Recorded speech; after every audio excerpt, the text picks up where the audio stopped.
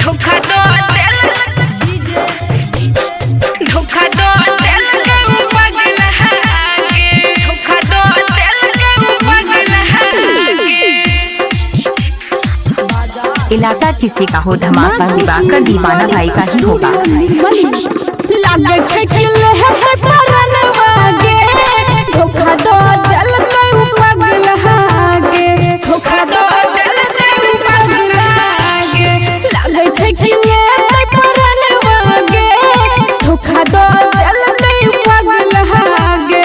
दिल हरा दिल आई समझ न दिल दिल को दिल मन सनवा हागे। लागे छे किले है परनवा गे, धोखा दो दिल के पागल हागे, धोखा दो दिल,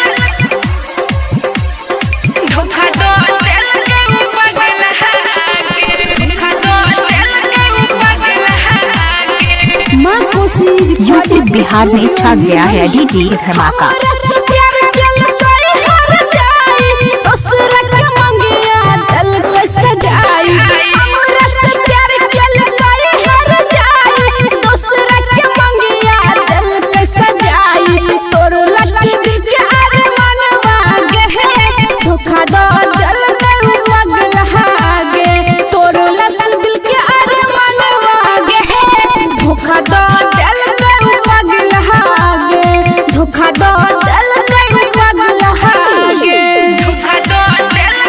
इलाका किसी का हो धमाका दिवाकर दीवाना भाई का ही होगा।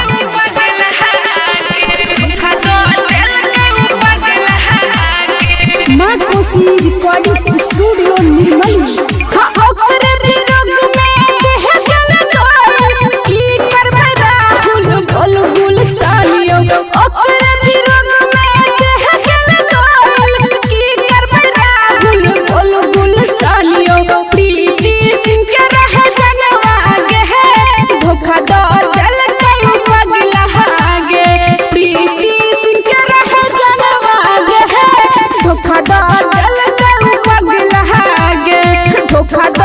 आप सुन रहे हैं दिवाकर दीवाना